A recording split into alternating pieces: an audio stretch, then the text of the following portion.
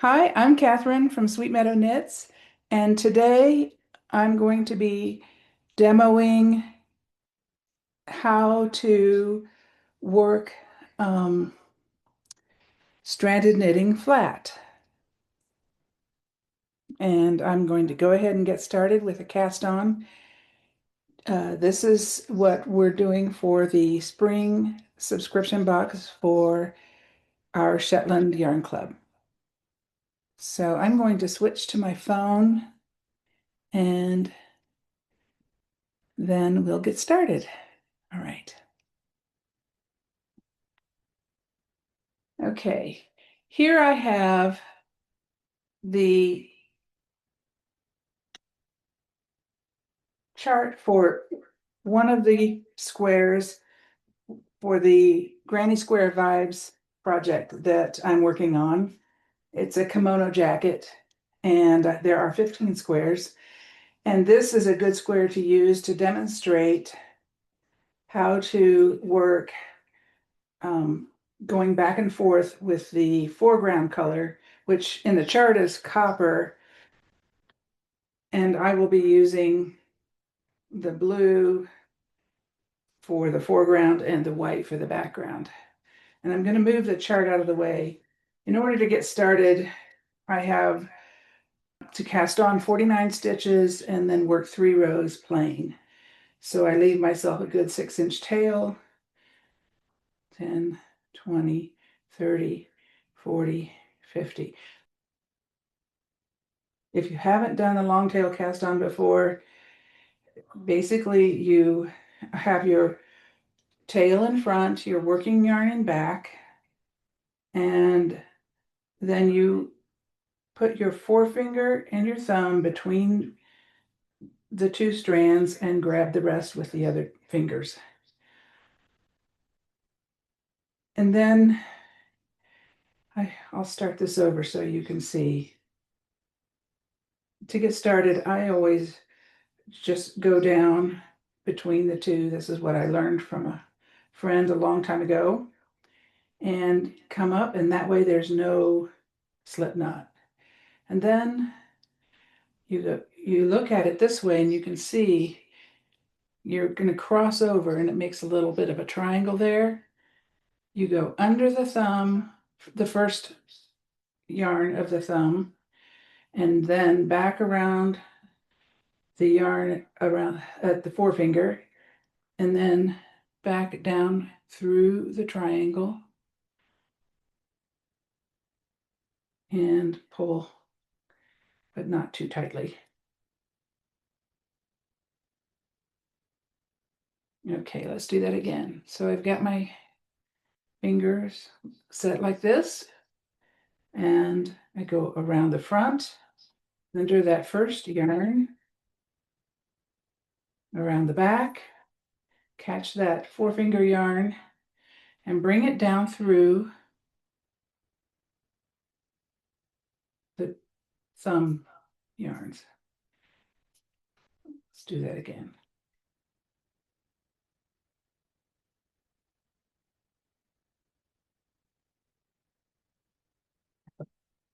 And after a bit, it just becomes very quick. Your muscle memory sets in.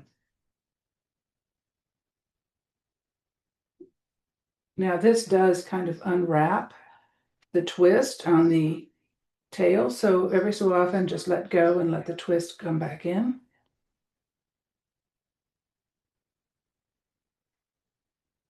You can see it's starting to unwrap. Just stop and let go. You want a little bit of a space between your stitches. Depends on the weight of your yarn. Since this is fingering weight, we don't need big spaces. And I'll just keep going until I've got 49 stitches.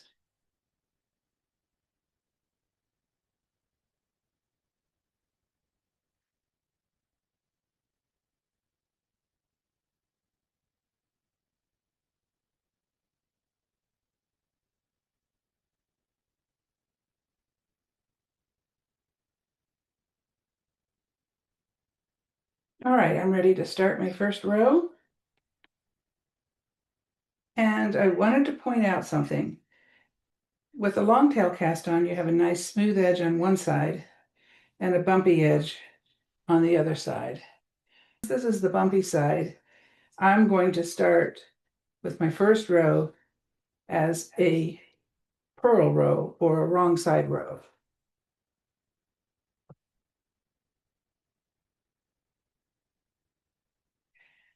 And I'm a continental knitter. But when I do stranded knitting, I will use one yarn in each hand.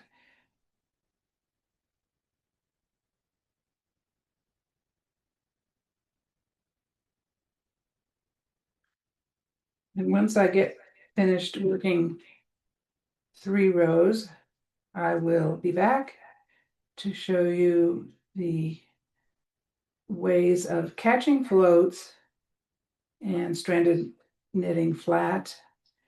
So I've got my foreground yarn ready to add in the left hand.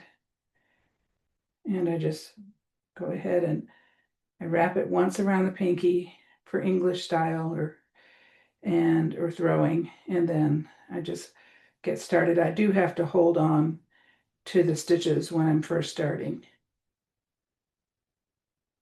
It's not my native way, you might say.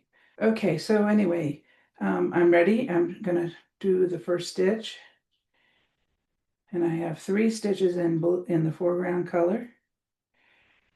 And notice that the stitches are spread out on both needles. And that way, when I go to knit the next stitch, I have a nice sized float. I knit 2,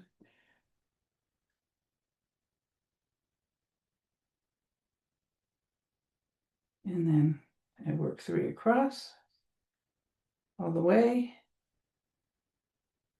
Oops, there's a split stitch right there. See that? I really don't like split stitches, so I'm going to go down and fix that. A lot of people use a crochet hook, but since I didn't have one at the time when I was learning to do this, I just do it with my needles.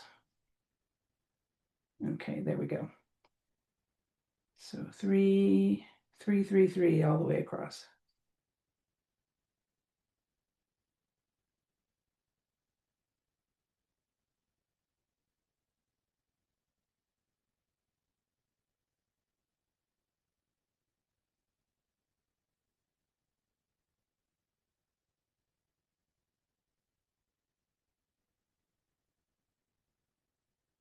Now we're coming to the end of the row. And this is where you can see how to get ready. I use what, I don't know if everybody else calls it this, but I just call it the catching float technique. So basically, there's my 2. 1, 2, 3. And now when I come back on the chart, you can see I will be coming back on the next row, and that stitch will be right above the first stitch. And if you don't catch a float to the left here, then your stitch will leave a little hole between the foreground yarn and the background yarn. So what I do is I can do it on the next stitch, or I could do it on the second stitch. And I will do it on the second stitch just to show you the technique. So basically, I catch it by bringing the foreground yarn around the right hand needle in the opposite direction, and just like you're catching a float, and bring the background yarn, the working yarn, the one I'm using, around the needle, and then take the foreground yarn back away. And then you can't see the yarn And especially after you block it, because this is 100% wool and it's woolen spun, so it definitely has a lot of bloom. But on the back, you can see, let me get this out of the way so you can see better. Right there, I've got that float caught. All right, so coming back the other way, if you forget to catch it while you're working on the right side, you can always catch it on the wrong side. And I turned the work so that, I need more yarn here. I turned the work so that the right-hand yarn stays on the right side and the left-hand yarn stays on the left side. Okay, so now I'm ready to purl. So on row 2, we're purling, and we just go ahead and purl. In this case, you'll always want the foreground yarn to the left, just as if for knitting, and the background yarn in your right hand.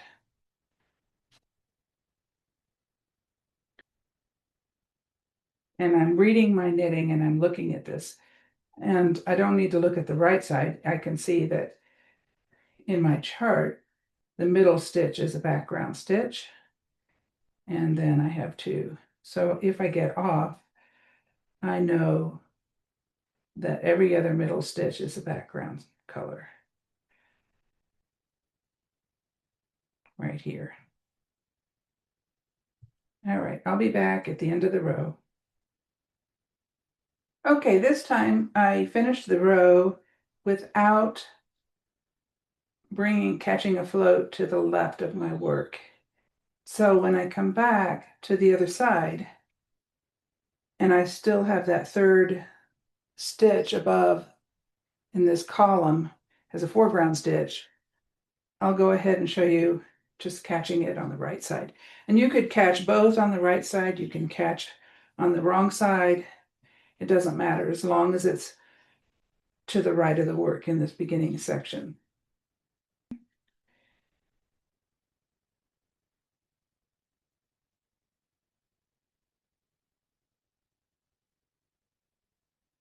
Bring that first stitch in. And now I've got my foreground yarn way over here to the left. You can see that. And I bring my needle through, wrap it the opposite direction, wrap my working yarn counterclockwise, and then release the foreground yarn from the right hand needle. So that forms a little cross right there. And then bring it through. And now on the next stitch is really when it gets caught.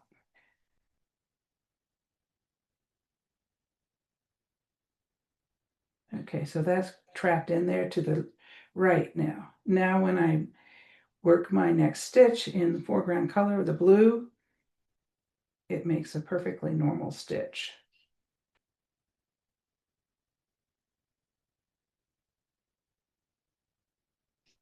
That's it for this. I'm going to do another video later, not in the Zoom session, to show you how to catch floats on the purl side.